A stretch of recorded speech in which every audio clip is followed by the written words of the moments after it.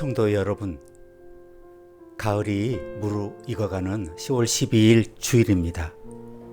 다 같이 찬송 부르시면서 하나님께 나아갑시다.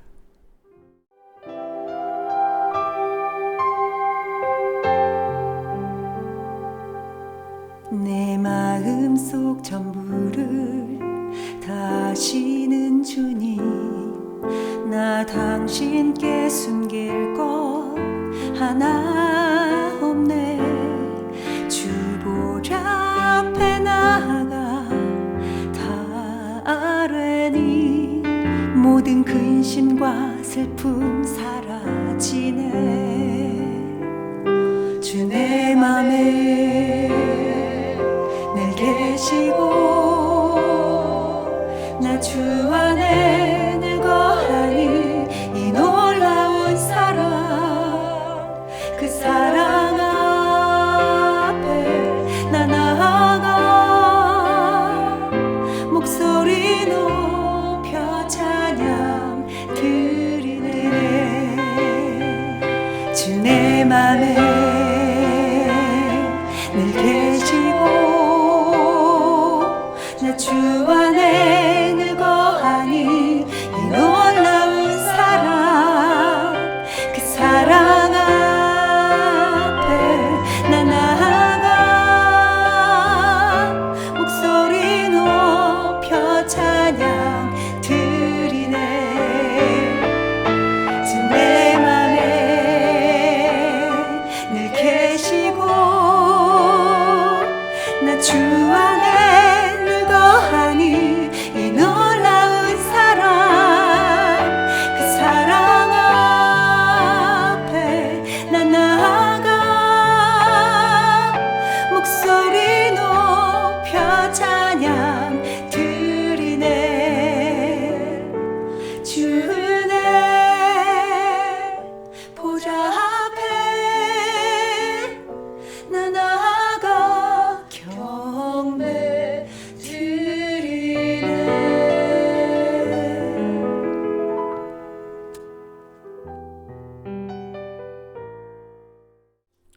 하나님 아버지, 하나님 말씀을 들을 수 있는 복된 자리로 저희를 초청하여 주시는 것 감사합니다. 기도와 찬양 가운데 하나님의 영광의 임재를 느낄 수 있는 자리 불러주신 것 감사합니다.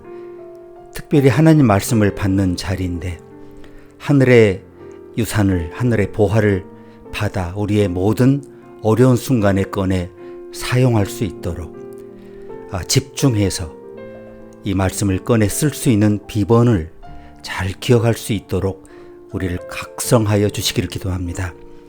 우리가 정말 필요로 할 때 하나님 말씀이 들려지며 그것이 권능이 될 수 있도록 우리가 하나님 말씀 앞에 집중해 서는 시간 되도록 이 예배를 주장하여 주시옵소서. 예수님의 이름으로 기도합니다. 아멘.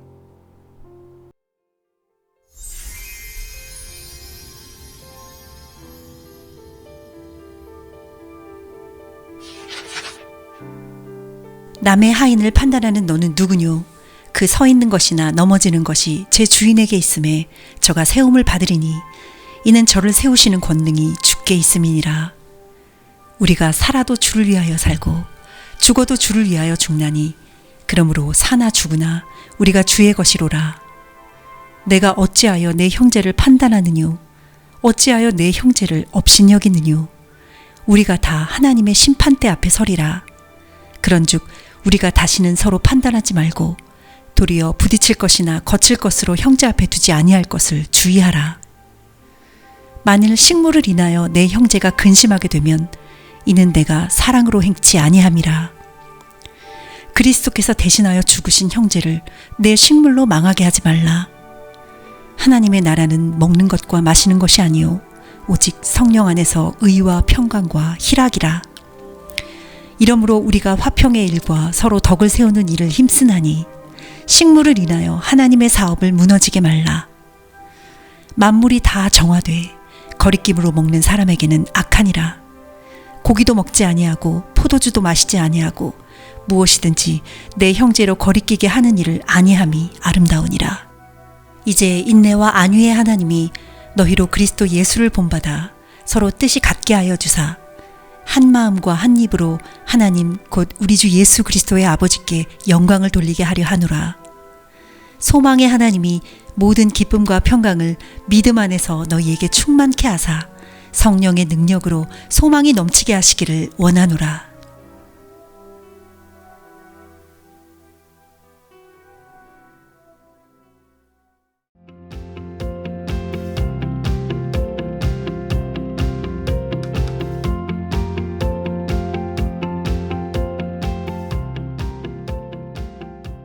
오늘 로마서 강해의 세 번째 시간입니다. 16장, 15장, 이어서 14장 말씀을 가지고 하나님의 음성을 듣는 복된 자리가 되기를 기도합니다.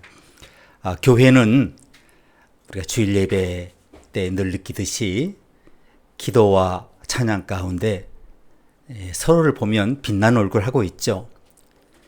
그렇지만 또 언뜻 스쳐 지나가는 표정 가운데 그 얼굴 뒤에 보이지 않는 주름, 그림자가 있는 걸 느끼는데 여러분 어떻습니까?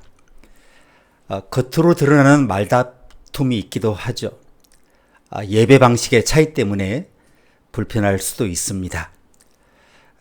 또 문제가 커진 교회들 보면 재정 문제가 주를 이루지만 꼭 그 문제만이겠습니까?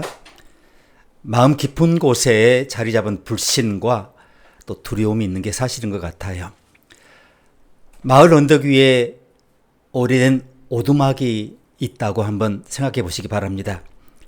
겉으로 햇살이 비추고 아이들의 웃음소리가 흘러나오지만 안으로 들어가 보면 공기는 눅눅하고 벽은 금이 가 있을 수 있습니다. 작은 그 바람 새는 소리가 들리고 삐걱대는 문이 이상하게 사람을 긴장시킵니다. 교회도 그럴 수 있다고 생각을 합니다. 밖에서는 평화로운 듯 보이지만 안에서는 다툼과 균열이 있을 수 있습니다. 자, 오늘 성경 본문은 이런 현실을 아주 구체적으로 보여줍니다. 예배당은 여전히 굳건하지만 출석하는 성도가 줄고 있는 게 오늘의 한국 교회의 현실입니다. 함께 있어도 외롭다고 고백하는 신자들이 많습니다. 교회의 분쟁은 대개 재정과 인사 문제에서 비롯되는 경우가 많은 건 사실인 것 같고, 또 어떤 경우에 권력이라고 할 수 있는 것이 목회자 한 사람 혹은 당회에 집중돼서 그렇다고 말하는 분들이 있더라고요. 어쨌거나 이 모든 다툼과 그 어려움의 문제가 구조에 맞닿아 있는 게 현실입니다.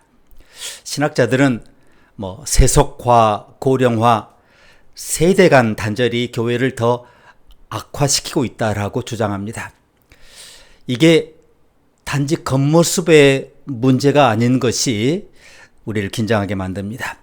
교회의 뿌리가 흔들리고 믿음의 토양이 메말라가고 서로를 향한 신뢰의 경계가 조금씩 허물어지고 있다는 신호가 여기저기서 감지되고 있습니다. 성도 한 사람 한 사람이 짊어진 인생의 무게도 가볍지 않은데 공동체가 그 짐을 나누어 지지 못한 채 점점 더 각자가 무거운 짐을 지고 짓눌려 가는 그런 모습도 보입니다. 이제 말씀이 다시 우리를 불러 세웁니다. 판단의 무게를 내려놓으라. 이게 우리 각자 성도님들께서 좀 더 부드러운 사람이 되라는 그런 권유가 아닙니다. 무겁게 내려앉은 지금 교회의 구조의 긴장, 이걸 풀고 서로를 향해 문을 그럼에도 불구하고 열라는 초청입니다. 이제 우리는 하나님 말씀으로 들어가야 할 것 같습니다. 교회 안의 갈등은 단지 오해나 서로 간의 성격 차이만은 아닌 것 같아요. 더 깊은 자리에서 올라오는 신뢰의 균열, 이게 큰 문제입니다. 자, 작은 말 한마디가 누군가를 교회에서 멀어지게 만들고 사소한 비교가 오래된 상처를 건드리기도 합니다. 바울은 그 현실을 외면하지 않았습니다. 그는 문제를 드러내고 덮지 않고 드러냅니다. 그 당시 문제로 보면 음식 문제, 우상재단에 바쳐진 거냐 아니냐 이거 가지고 따졌죠. 절기 지켜야 할 거냐 말 거냐, 또 신앙, 우리 지금 짊어진 헌신도 무거운데 계속해서 요즘으로 말하면 주일 오후, 주일 저녁, 수요일 금요일 매일 그렇게 헌신의 무거운 짐을 지고 있는 사람들을 더 몰아붙여야 할 거냐, 신앙의 강약 문제, 이런 것들을 건드립니다. 굉장히 구체적이고 민감한 주제들입니다. 우리가 피하고 싶은 바로 그 지점에서 오늘 본문의 메시지가 시작됩니다. 자, 우리는 지금 그 지점에 문제를 피하지 말고 들어가야 할 것 같아요. 편안하지 않을 수 있습니다. 그러나 그 불편함 속에서 말씀을 마주할 때 빛이 보이기 시작합니다. 이제 본문을 펼치고 그 길을 따라가 보겠습니다. 첫 번째는 주님의 자리를 빼앗는 태도에 관한 것이 4절에서 9절까지 사이에 나와 있습니다. 이걸 세 가지 문제로 이렇게 분류해 보면, 첫 번째가 교회 내 비교와 서열 문화가 우리를 불편하게 만듭니다. 교회 안에서는 말은 하지 않지만 은연중에 누가 더 신실한가 이런 평가가 이루어집니다. 성경 공부에 더 많이 참석하는 사람, 기도 모임에 빠지지 않는 사람은 신앙이 깊다라고 여겨지고, 조용히 뒤에서 섬기는 사람은 눈에 띄지 않기 때문에 가볍다라고 평가하죠. 그런데 바울은 이렇게 묻습니다. 남의 하인을 비판하는 너는 누구냐? 4절 말씀입니다. 여기 하인, 헬라어 말로 그 오이케테스인데 집안의 종이라는 뜻인데, 오직 주인에게만 책임을 지는 그런 존재입니다. 누구한테나 하인이 아닙니다. 주인에게만 하인입니다. 신앙도 마찬가지입니다. 보이지 않는 자리에서 묵묵히 주님에 대해서 자기 책임을 다하는 헌신 역시 주님이 인정하신다는 겁니다. 두 번째 작은 대지를 보면 지역사회와의 관계를 어떻게 볼 거냐, 이런 문제가 있습니다. 교회가 지역과 밀접하게 관계를 맺으려고 하면 공동체 내부에서 갈등이 생깁니다. 어떤 이는 교회 울타리 안에만 머물자고 하고요. 또 어떤 이들은 지역 주민과 더 많이 소통해야 한다라고 주장을 합니다. 어떤 이는 교회 외부 행사를 세속적이라고 생각하고, 어떤 분은 그거야말로 복음의 문을 여는 길이라고 말합니다. 바울은 어떻게 말합니까? 우리가 살아도 주를 위하여 살고 죽어도 주를 위하여 죽나니. 8절 말씀이죠. 우리의 삶 전체가 주님께 속했다는 거죠. 그러므로 교회 활동 영역을 세속적이라고 단정하는 판단을 조심하라는 겁니다. 이 첫 번째 본문의 그 세 번째 작은 그 주제는 세대 간 신앙 표현의 차이에 대해서 말씀하는 것 같아요. 기성세대는 정해진 시간, 정해진 형식 안에서의 예배를 신앙의 중심으로 생각을 합니다. 그렇게 커왔어요. 주일 성수 이런 것들이죠. 반면에 젊은 세대는 일상 속에서 자율적이고 다양한 방식으로 하나님을 경험하려고 합니다. 주일날 피치 못할 경우에는 들판에 나가서 가족들끼리 주일 예배를 보려는 경향이 있습니다. 그래서 서로의 방식을 낯설게 여기면서 믿음이 약하다, 우리 이렇게 생각을 합니다. 너무 자유롭다, 이렇게 말이 오갑니다. 바울은 뭐라고 합니까? 그런즉 우리가 다 하나님의 심판대 앞에 서리라. 10절 말씀입니다. 여기 심판대란 말이 헬라어 베마라는 단어인데, 최종 판결이 내려지는 자리. 우리의 방식은 다르지만 최종 판단은 오지 않았고, 그것은 최후의 심판대 앞에 설 때 주님만이 하실 수 있다라는 거죠. 그리고 이제 사회적 기준으로 신앙을 평가하는 태도에 관한 그런 지적이 있습니다. 교회 안에서는 뭐 설마 내놓고 그렇게 하겠습니까? 많은 직업, 학력, 혹은 경제적 수준, 이게 은연중에 일꾼의 평가 기준이 될 때가 많아요. 누군가의 신앙을 그 사람의 사회적 배경으로 같이 놓으려는 시선입니다. 바울은 뭐라고 합니까? 고린도전서 1장 27절을 보시면 하나님께서 세상에 미련한 것들을 택하사 지혜 있는 자들을 부끄럽게 하려 하시고 이렇게 말씀하죠. 주님의 시선은, 주님의 기준은 사회적 조건이 아니라 믿음의 진실을 향합니다. 그러므로 신앙을 세상의 잣대로 평가하는 것은 어느 경우에도 피해야 한다는 주장, 그런 메시지입니다. 판단은 언제나 교회를 무겁게 하고 우리 믿음의 공동체를 갉아먹습니다. 뭐 찬송, 헌금 이런 리더십을 넘어서 보이지 않는 영역에서도 우리 안에 수많은 판단의 습관이 숨어 있습니다. 그러나 바울의 말처럼 사나 죽으나 우리가 주의 것이라는 고백 앞에서 우리 모든 서열과 비교, 모든 기준이 힘을 얻습니다. 교회가, 우리 믿음의 네트워크가 서로를 판단하지 않고 품을 때 비로소 거기에 하늘의 에이레네, 주님의 평강이 깃들 줄 믿습니다. 오늘 본문 가르침 두 번째는 자유의 이름으로 걸림돌이 될 위험에 대한 지적이 있습니다. 13절부터 21절까지인데요. 바울이 이렇게 경고합니다. 형제로 말미암아 음식으로 그를 근심하게 하지 말라.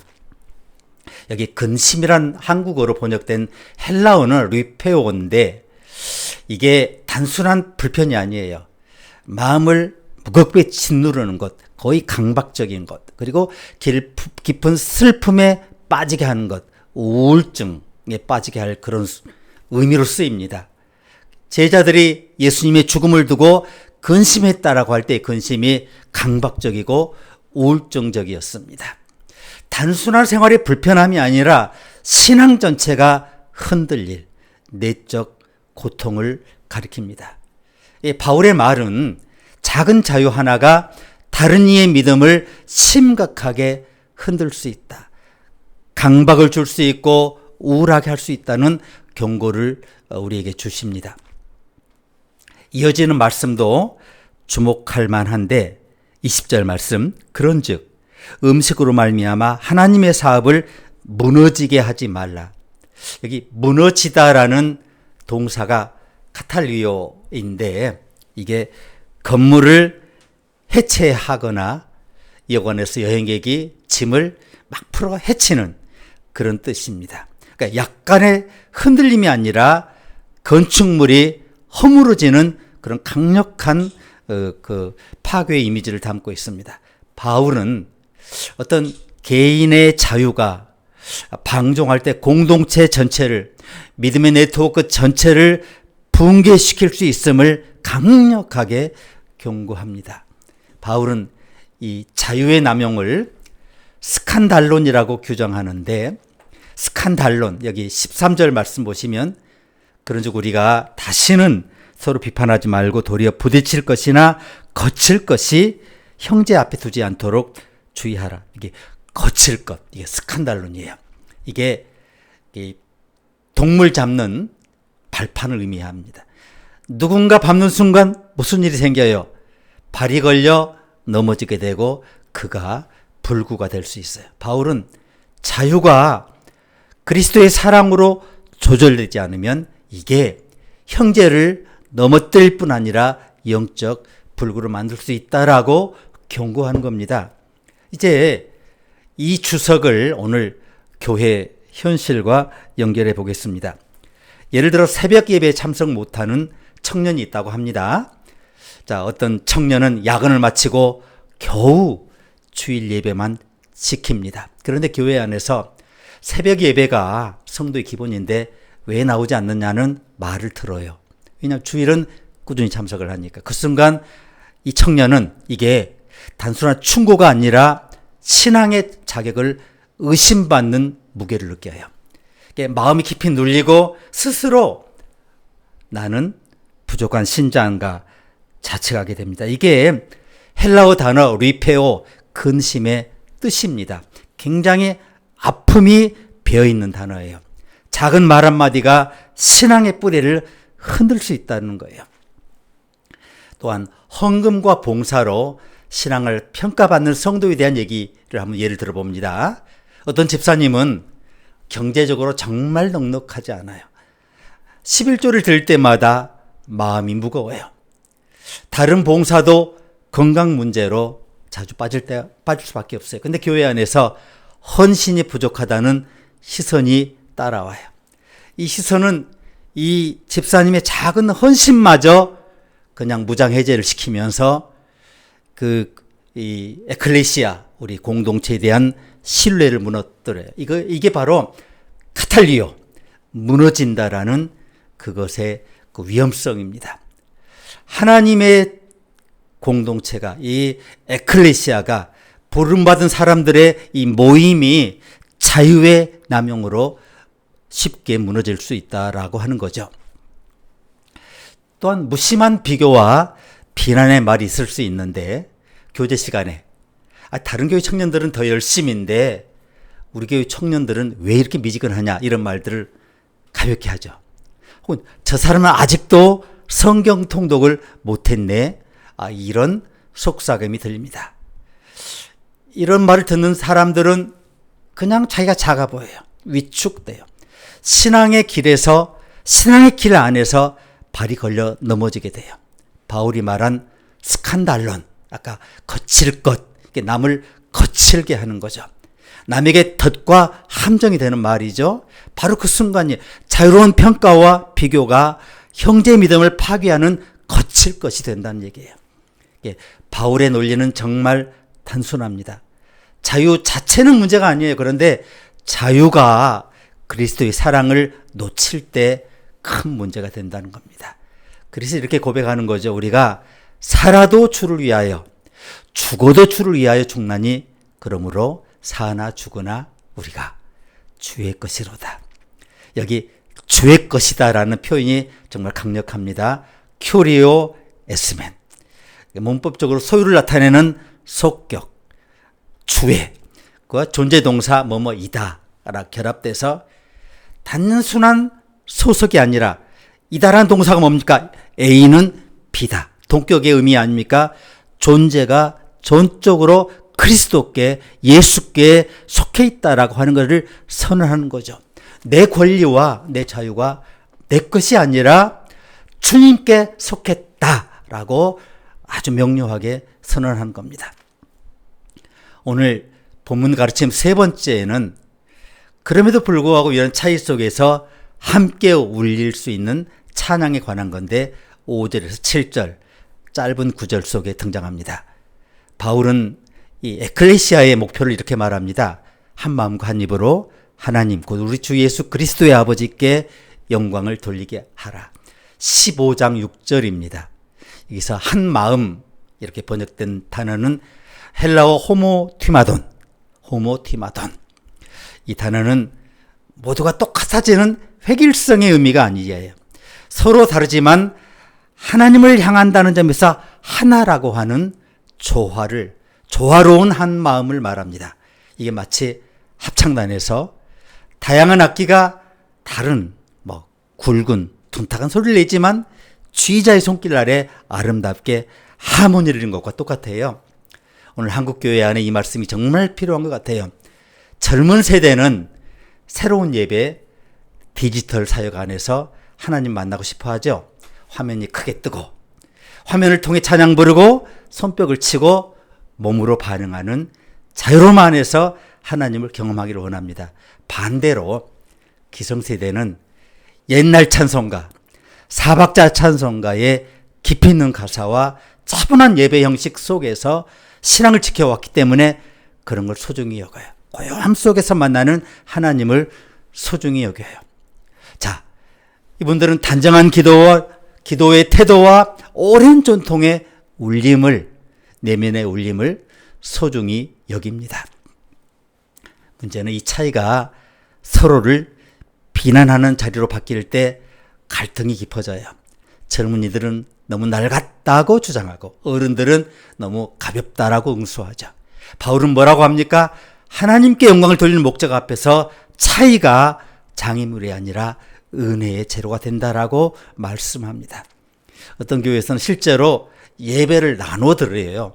일부는 찬송가와 전통 순서, 2부는 현대적 찬양과 자유로운 기도.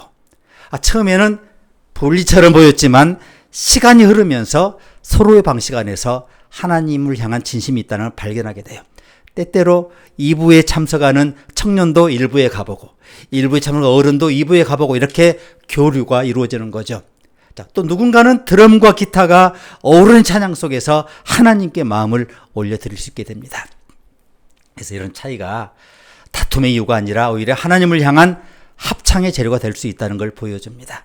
한 마음, 한 입이란 모두가 같은 방식으로 노래하는 게 아니라 서로 다른 음이 모여서 더 넓고 풍성한 화음을 이루는 것입니다. 오늘 가르침 네 번째는 마지막 15장 8절에서 13절까지 말씀이신데요. 에클레시아, 믿음의 공동체의 시야를 넓히시는 하나님에 관한 겁니다. 바울은 말합니다. 이방인들도 긍휼하심을 말미암아 하나님께 영광을 돌게 하려 하심이라. 15장 9절 말씀입니다. 여기서 긍휼하심으로, 긍휼 엘레오스, 이 긍휼이 뭡니까? 긍휼이 뭡니까 여러분? 긍휼은 절대로 단순한 동정이 아니에요. 끝까지 붙잡아 주시는 하나님의 자비를 뜻합니다. 하나님은 에클레시아의 울타리를 넘어서 더 넓은 땅과 더 먼 사람들에게 자비를 흘려보내시길 원하십니다. 그런데 우리의 눈은 자주 울타리 안에 갇혀요. 마치 잘 가꾼 진짜 역사를 자랑하는 오래된 정원 안에서 자기 정원 안의 꽃과 나무를 돌보는 데만 온통 몰두하다가 정작 담 너머에서 계절이 바뀌고 강물이 흐르고 가을바람이 불고 이것을 보지 못하는 것과 똑같아요. 우리 에클레시아가 그래요. 내부에 작은 문제들이 있잖아요. 누가 앞자리에 앉느냐, 어떤 곡을 부르느냐, 건물을 어떻게 꾸미느냐, 이런 일들이 마치 정원의 안쪽에만 신경을 쓰는 것과 똑같아요. 정원 안쪽에 잡초처럼 마음을 사로잡아요. 그러나 시선을 조금만 멀리 담장 밖으로 돌리면 하나님이 열어놓으신 더 큰 하늘빛과 강물 소리를 놓치게 됩니다. 시간도 하나님의 창조물이지만 자연이나 잠깐 왔다가 우리 인생 모두가 시간 안에 가두어진 하나님의 한계가 분명한 피조물이니까 서로를 돌봐야 하는 겁니다. 그래서 교회 안에는 보이지 않는 위기와 비교의 그림자가 있고 누구는 더 열심히, 누구는 덜 헌신적으로 보여요. 그러나 이게 마치 산에 걸린 풍경 각기 다른 소리를 내는 걸 두고 왜 저 소리는 낮고 저 소리는 높으냐고 따지는 것과 똑같습니다. 풍경은 제각각이지만 바람이 불면 함께 어우러져서 이게 아름다운 하모니를 우리를 울리듯이 우리의 신앙의 자리가 이 다름 속에서 아름답게 울려 퍼지는 하나님의 자비 음성 아니겠습니까? 하나님은 교회가 이렇게 작은 논쟁 울타리에 갇히기를 절대로 원하지 않으십니다. 바울이 말한 것처럼 한 마음과 한 입으로 하나님께 영광을 돌리게 하려 하셨느니라. 이 목적이, 이제 마지막으로 바울은 축복합니다. 소망의 하나님 모든 기쁨과 평강을 믿음 안에서 너희에게 충만하게 하사 성령의 능력으로 소망이 넘치게 하시기를 원하노라. 여기서 충만하게라는 단어가 헬라어 플레로사이라는 말인데 그릇이 가득 차 흘러넘치는 모습을 말해요. 하나님께서 주시는 충만이 뭡니까? 울타리를 넘고 내 마음의 경계를 넘고 내 마음의 인색함을 넘어서 강을 건너 민족과 세대를 아우르는 하나님 나라의 노래로 하나님의 자비로 확장되게 하라는 것이, 그게 충만의 의미예요. 이제 오늘 설교의 마무리입니다. 판단을 내려놓고 화음을 울려라. 이것이 오늘 메시지의 결론인데, 교회 안에 있는 우리의 말과 시선은 종종 너무 가볍죠. 무심히 던진 말 한마디가 사실은 누군가의 마음에 큰 돌덩이가 돼서 나를 마칠 때가, 이것이 새벽 예배 오지 못하는 청년일 수 있고, 경제 형편 때문에 봉사와 헌금에 자주 빠지는 이웃일 수 있는데, 우리는 충고한다고 하지만 정작 그 사람은 믿음이 흔들리고 그리고 신앙의 뿌리가 뽑히는 그런 고통을 느껴요. 강박을 느껴요. 우울함을 느껴요. 그래서 바울이 말한 리페오, 강박과 우울을 불러일으키는 그런 것을 중지하라고 말합니다. 교회의 논쟁도 마찬가지입니다. 건물을 어떻게 지을지, 예배를 어떤 형식으로 드릴지, 재정을 어디에 우선적으로 쓸지, 이런 것들이 중요해 보이지만, 중요하죠.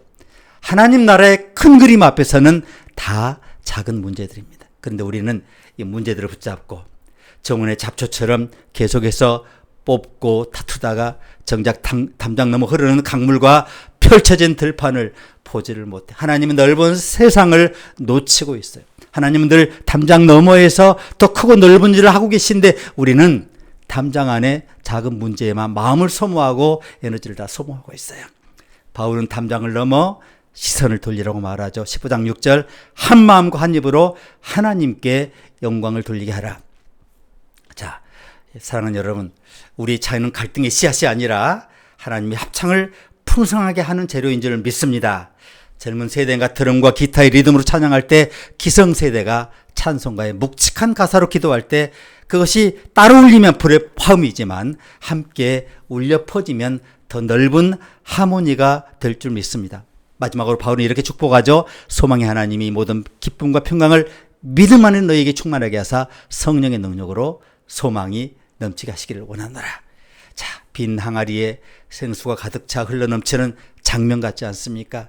이 물이 나만 적시는 게 아니에요. 흘러나와 곁에 사람을 먼저 적시고 더 멀리까지 계속 번져갑니다.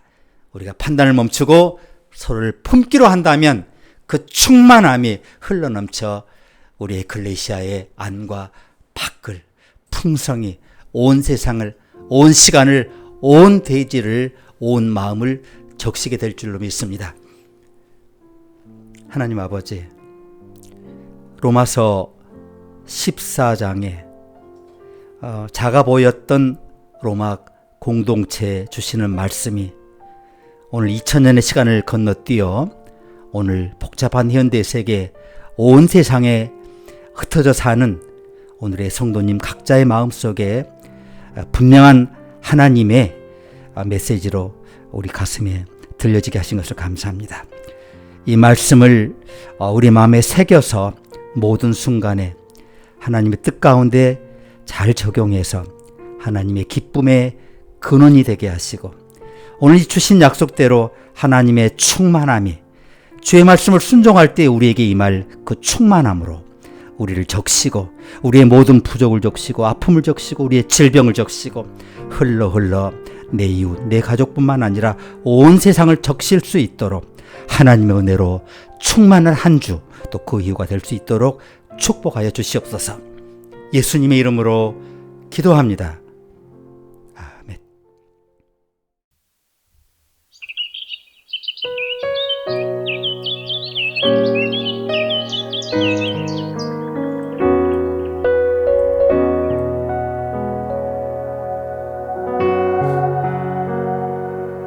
참 아름다운 곳이라 주님의 세계는 정말로 내가 나갔고 솔직할 수 있는 곳, 조금이라도 내 의라 말할 수 없는 이곳은 바로 주님의 세계라.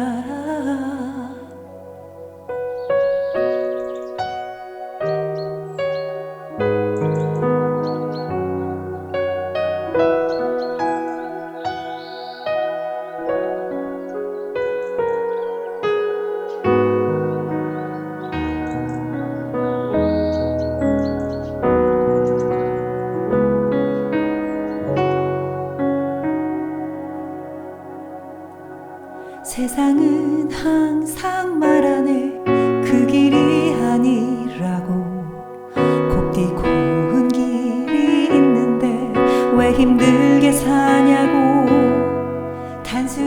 선택 쫓아내게 버겁기만 한 곳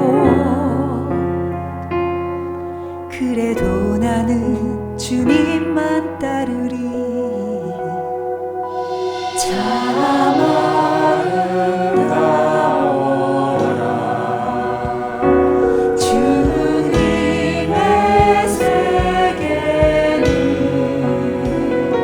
저절로 모내 옷보다 더 고운 백합과 주 찬송하는 듯 저 맑은 새소리 내 아버지의 지으신 그 솜씨 기뻐하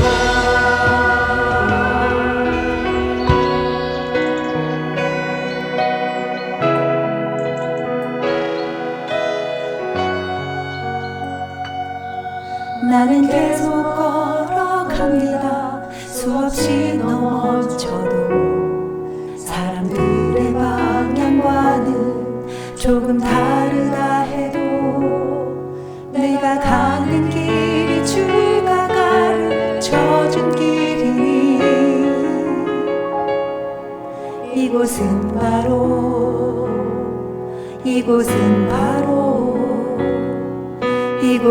바로 주님의 세계라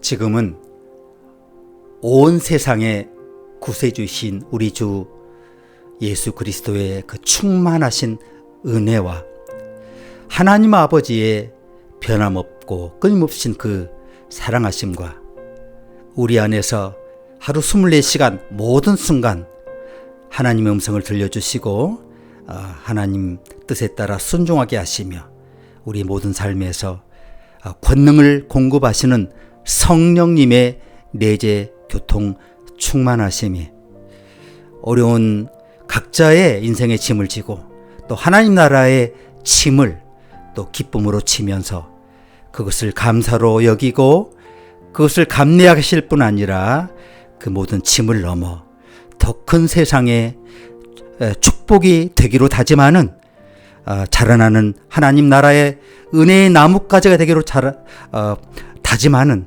주의 자녀, 주의 종들 각 모든 걸음 위에 이제와 영원히 함께 계시기를 간절히 축원하옵나이다. 아멘.